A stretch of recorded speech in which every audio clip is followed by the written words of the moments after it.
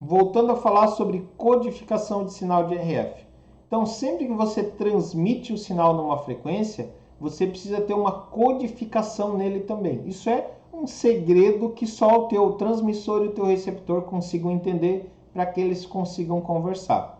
Então, aquela questão do jamming, a gente já eliminou, a gente já imagina que o equipamento que você está instalando, ele já tem esse anti-jammer para evitar esse tipo de problema. Mas a gente ainda precisa de uma codificação. Independente disso, a gente precisa de uma codificação. Não sei há quanto tempo você está no mercado de segurança eletrônica, se já pegou aqueles controles antigos de portão, onde ele tinha 9 jumpers, onde você cortava alguns jumpers para fazer código. Então, eu pegava o controle e cortava, por exemplo, o jumper 1 e o jumper 5. Lá no portão, eu também cortava o jumper 1 e o jumper 5. Isso daí fazia com que os dois tivessem o mesmo código. Então, era uma forma de um se comunicar com o outro através desse código de corte de jumper. Hoje é muito difícil usar esse tipo de controle e até desaconselhável. Mas existem outras duas formas de codificação que são utilizadas que eu vou explicar aqui. A primeira é a Code Learning. Code Learning, que seria o aprendizagem de código, né? O aprendendo código.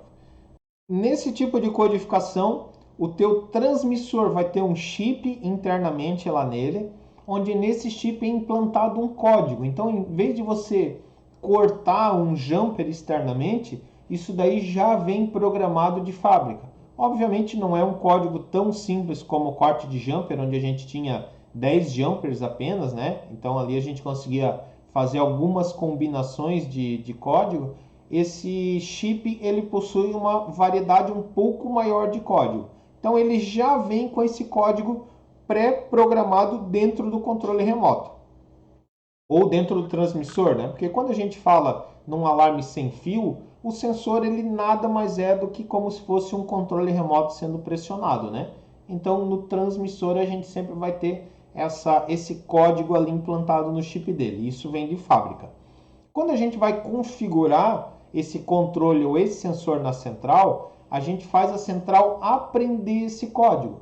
Então a gente vai lá, normalmente cria um comando lá na central, ou aperta um botão, ou fecha um jumper de alguma forma, né? Vai depender do fabricante e do modelo do equipamento.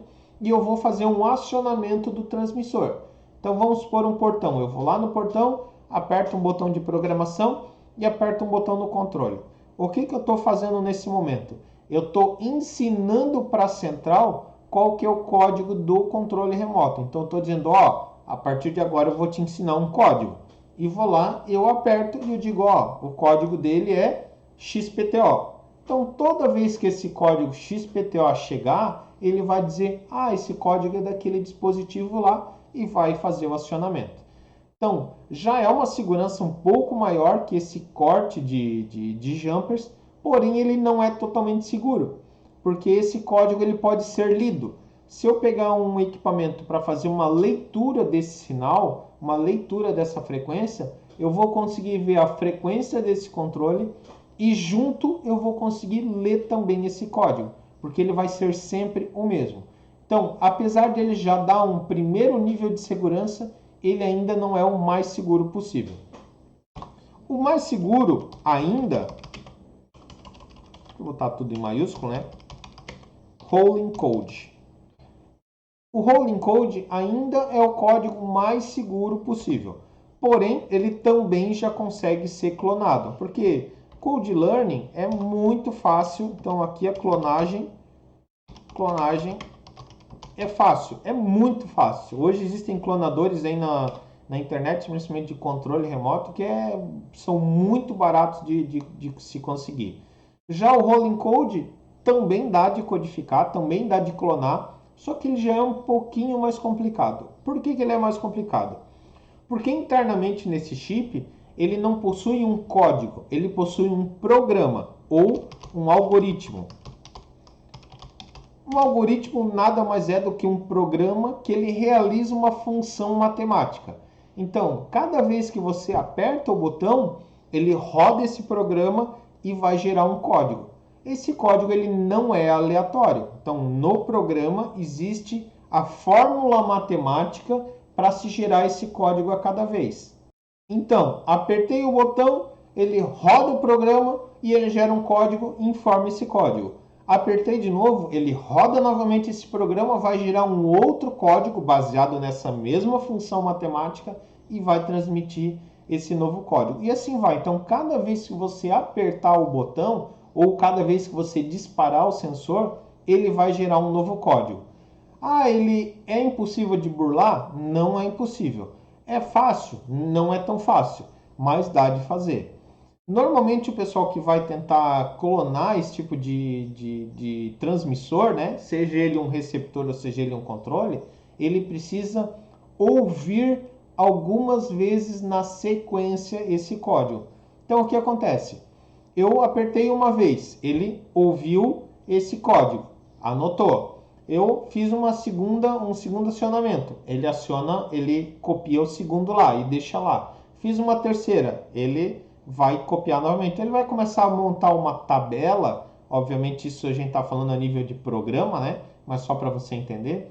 E ele vai começar a analisar o seguinte: que fórmula matemática eu preciso ter para que cada vez que eu aperte ele gere esse valor diferente aqui. Então ele não é impossível de burlar. Existem algumas soluções que já conseguem ler esse sinal, automaticamente calcular, fazer esses cálculos e com poucos acionamentos já entender qual que é o algoritmo necessário para se gerar esses códigos aleatórios nessa frequência. Quando eu vou fazer quando eu vou mostrar para a central que código que eu tenho, é similar ao Code Learning. Então, eu vou lá, vou falar para a central, ó, eu vou te mandar o meu código agora pela primeira vez.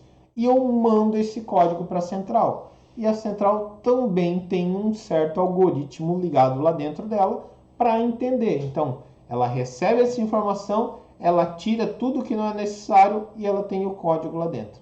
Então, o funcionamento é similar também do Code Learning, essa aprendizagem. Transmite, recebe e o receptor ele vai conseguir fazer esse cálculo para entender que código que está sendo transmitido. Os sensores magnéticos de alarme sem fio, normalmente eles utilizam essa tecnologia de rolling code por ela ser um pouco mais segura. Porém, ainda existem alguns que utilizam ainda o Code Learning. Para finalizar esse assunto de codificação, então aqui os dois toques necessários. Primeiro, opte hoje por equipamentos rolling code. Por que eu falo hoje? Porque pode ser que daqui a pouco a gente tenha alguma outra tecnologia mais avançada que iniba um pouco mais essa clonagem ou essa tentativa de se burlar, né? Então, primeira coisa, rolling code. Segunda coisa, é necessário que a receptora tenha anti-jammer para que ela não seja burlada. Então, sempre que você for instalar um sistema de alarme sem fio, conte no mínimo com essas duas funções.